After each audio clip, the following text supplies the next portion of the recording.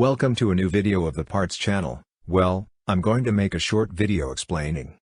As you asked me, the video I made about this car that smokes from the oil level dipstick, also smokes from the filled with oil and smoke also comes out of the PCV valve. Okay, let's see. This car, the problem it had, is that when driving with it, we noticed that it lacked power, so we did the compression tests and they gave low.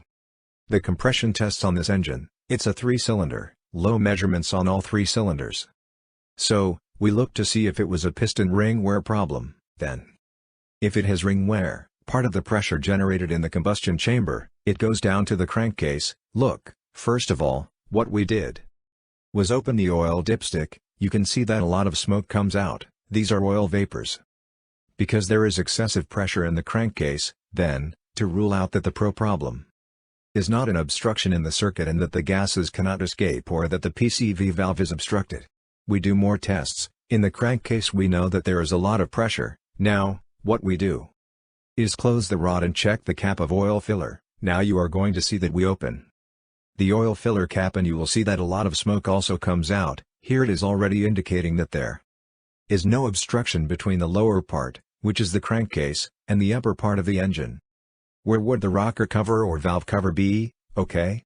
And now we do the last test. Because you say, the problem may be that the PCV valve is clogged. And that is why there is so much smoke in there, because that smoke, as I say, it's because of the pressure. So you'll see, that we remove the outlet of the PCV valve, we release it and we see that a lot of smoke also comes out and this is indicating that there is no obstruction there, okay? So, what we did was change the segments of the track. Well, of course, all the pistons are always changed and the problem in this car has been solved. It has stopped smoking and the car has recovered the strength it should have, and as I say, the problem has been solved. Well, here you have this short video. If it has been useful to you, do not forget to give a like and subscribe to the channel.